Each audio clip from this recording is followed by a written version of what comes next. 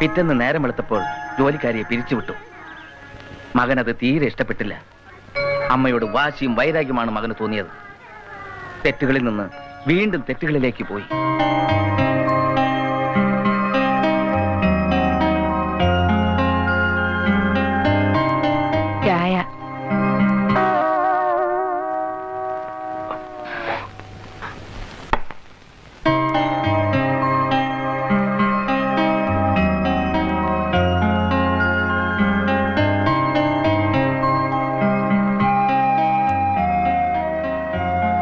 നീ എന്താ ചായ കുടിക്കാത്തത്?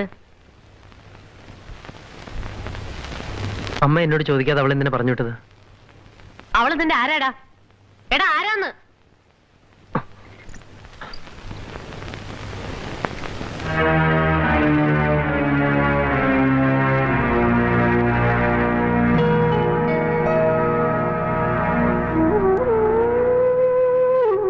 സ്വന്തം മകന്റെ ജീവിതം തകർന്ന് നോക്കിക്കൊണ്ട് നിൽക്കാൻ ഒരമ്മയ്ക്കും കഴിയില്ല. നിന്റെ അച്ഛൻ മരിച്ചു. നീ അമ്മയെ കൂടെ കൊന്നിട്ട് നീ നിന്റെ തോന്നിയസം പോലെ ജീവിച്ചോ? ദൈവമേ, എന്തൊരു അനുഭവമായത്!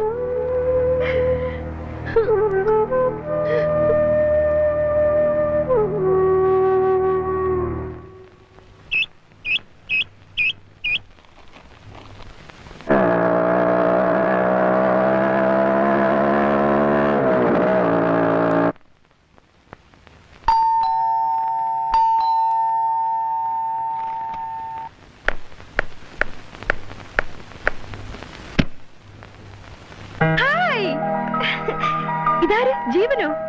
വരൂ.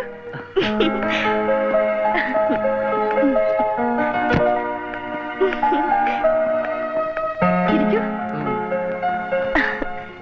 ഞാൻ പലതവണ ഫോൺ ചെയ്തിട്ടും ജീവൻ വന്നില്ല. ഇപ്പോഴെങ്കിലും ഇങ്ങോട്ടൊന്ന് വരാൻ തോന്നിയല്ലോ. എനിക്ക് ശിബാനിയെ കാണണമെന്ന് പെട്ടെന്നൊരു തോന്നൽ, അതുകൊണ്ടിങ്ങ് പോന്നു.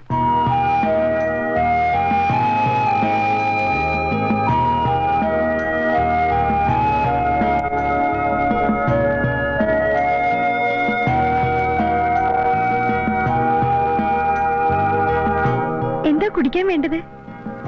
അല്പം ഹോട്ട് എന്തെങ്കിലും എടുക്കട്ടെ? അമേരിക്കയിൽ നിന്നും കൊണ്ടുവന്ന ബ്രാൻഡുകളൊക്കെ ഉണ്ട്. ശിബാനി തരുന്നത് ഞാൻ സ്വീകരിക്കും.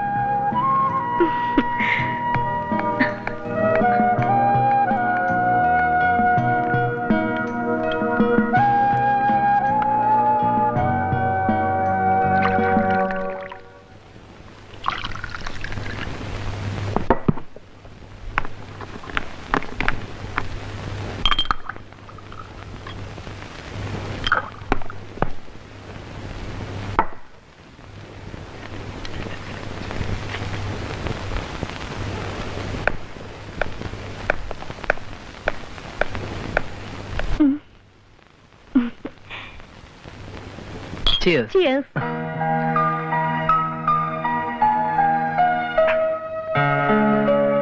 ശിവാനിയുടെ അമേരിക്കൻ ജീവിതത്തെക്കുറിച്ച് ഒന്നും പറഞ്ഞില്ല. ഞാൻ കഴിഞ്ഞ കാല ജീവിതത്തെക്കുറിച്ച് ഓർക്കാറില്ല.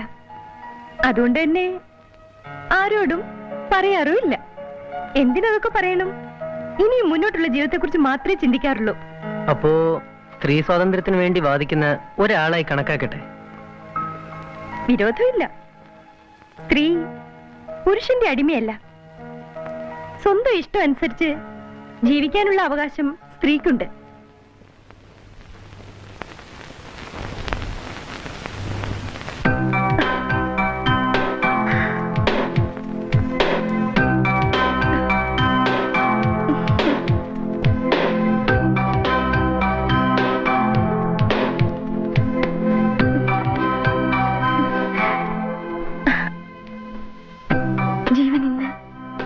പോണ്ട, ഒരു ദിവസം ഇവിടെ കഴിയാം. എനിക്ക് സമ്മതം.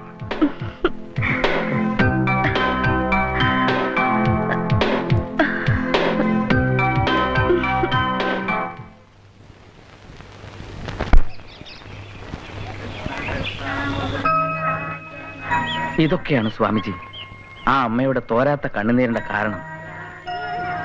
ഇങ്ങനെ ഒരു അവസ്ഥ ആ പയ്യനെ സംബന്ധിച്ചിടത്തോളം ഉണ്ടാകാൻ പാടില്ലാത്തതായിരുന്നു. അവന്റെ ഇതുവരെയുള്ള ജീവിതം വെച്ചുകൊണ്ട് അത് തീരെ പ്രതീക്ഷിച്ചതുമല്ല. അവൻ ഈശ്വരനോട് കൂടുതൽ അടുക്കേണ്ടിയിരിക്കുന്നു. മകന് വേണ്ടി ജീവിക്കുന്ന അമ്മയ്ക്ക് ഇത് താങ്ങാൻ കഴിയുന്നില്ല. മക്കളെ കൊണ്ട് ചിലർക്ക് ദുഃഖവും ചിലർക്ക് സുഖവും ഉണ്ടാകാറുണ്ട്. ഈ സുഖദുഃഖങ്ങൾക്ക് പിന്നീട് മാറ്റവും ഉണ്ടാകാറുണ്ട്.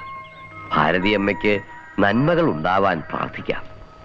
അവളെ പോലൊരു ചെറുപ്പക്കാരിയെ വീട്ടിൽ ജോലിക്ക് നിർത്തിയ പ്രശ്നം ഉണ്ടാവുമെന്ന് ഞാൻ അന്നേ സൂചിപ്പിച്ചിരുന്നു. പക്ഷെ ആന്റി അന്ന് അത് ഗൗരവമായിട്ട് എടുത്തില്ല. ശരിയാ ദാസേ, എനിക്ക് തെറ്റുപറ്റി. വന്നതൊക്കെ വന്നു, നമുക്കെല്ലാം പരിഹരിച്ചെടുക്കണം. അതെങ്ങനെ പരിഹരിക്കും? ജീവന് നമുക്ക് എത്രയും വേഗം ഒരു കല്യാണം ആലോചിക്കണം. ഞാനും അത് ആലോചിച്ചു. ദാസ് എന്നെ അതിന് മുൻകൈ എടുക്കണം. അതിന് വേണ്ടതൊക്കെ നമുക്ക് ഉടനെ ആലോചിക്കണം. നല്ലൊരു പെൺകുട്ടിയെ നമുക്ക് പെട്ടെന്ന് കണ്ടുപിടിക്കണം. കല്യാണക്കാര്യം പറയുമ്പോ അവൻ എന്ത് പറയുന്നു എനിക്കൊരു രൂപമില്ല. ദാസ് അവനോട് സംസാരിക്കേ. ഏതായാലും ആന്റി, ഞാനൊന്ന് സംസാരിക്കട്ടെ.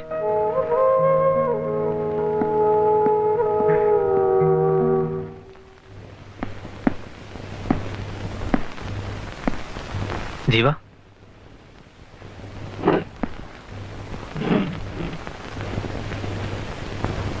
ചില സംഭവങ്ങളൊക്കെ ഉണ്ടായത് ഞാനും അറിഞ്ഞു. ചെറുപ്പക്കാർക്ക് ഇത്തരം ചില വീഴ്ചകളൊക്കെ ഉണ്ടാകുന്നത് പുതിയ കാര്യമൊന്നുമല്ല. അമ്മ ഏറെ വിഷമിക്കുന്നുണ്ടെന്ന് അറിയാലോ. ഞാൻ പറയുന്നത് ജീവൻ ശ്രദ്ധിക്കുന്നുണ്ടോ? ഉണ്ട്. മറ്റൊരു പ്രധാനപ്പെട്ട കാര്യം കൂടി പറയാൻ അമ്മ എന്നെ ചുമതലപ്പെടുത്തിയിരിക്കുക.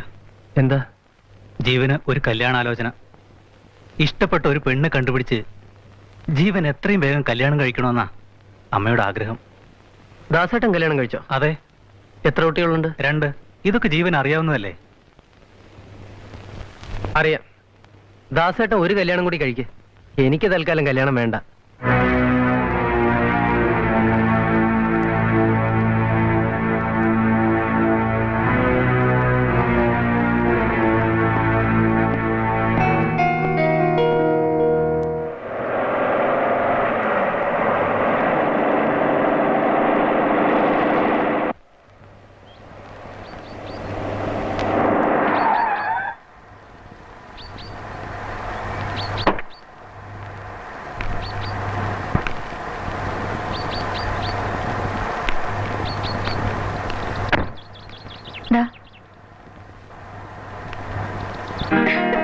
What a pleasant surprise, my dear Tanuja.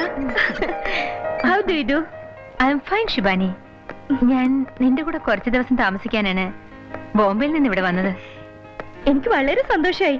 നമ്മൾ തമ്മിൽ കണ്ടിട്ട് കുറെ നാളായില്ലേ? കഴിഞ്ഞ മാസം നിന്റെ കത്ത് കിട്ടിയപ്പോ മുതൽ ഞാൻ പ്ലാൻ ചെയ്യുകയായിരുന്നു. എപ്പോഴാണത് സാധിച്ചത്? ഓക്കേ.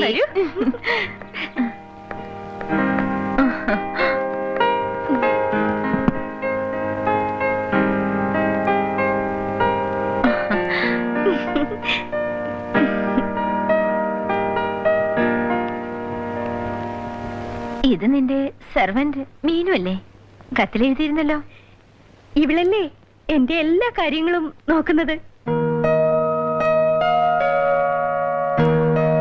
മീനു എന്നെ അറിയോ? ചേച്ചി ഇവിടെ പറയാറുണ്ട്. ഞങ്ങൾ രണ്ടുപേരും ഒരുമിച്ച് 10 കൊല്ലം പഠിച്ചവരാ. ഒരിക്കലും പിരിയാനാവാത്ത സ്നേഹിതകളായിരുന്നു. കറങ്ങി തിരിഞ്ഞ് ഇവൾ അമേരിക്കയിലുമായി, ഞാൻ ബോംബെയിലുമായി. ഇപ്പോഴിതാ ഞാൻ അമേരിക്കയിൽ നിന്നും തിരിച്ചു വന്നിരിക്കുന്നു.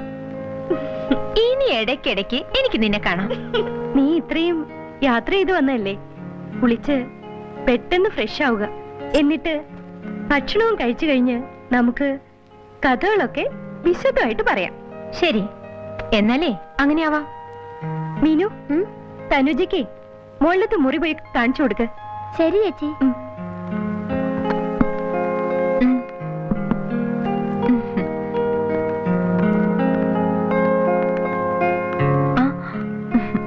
എനിക്ക് മീനുവിനെ വളരെ ഇഷ്ടപ്പെട്ടു. മീനുവിന് എന്നെയോ? അതിന് കൂടുതൽ ഇഷ്ടമായി. മിടുക്കി.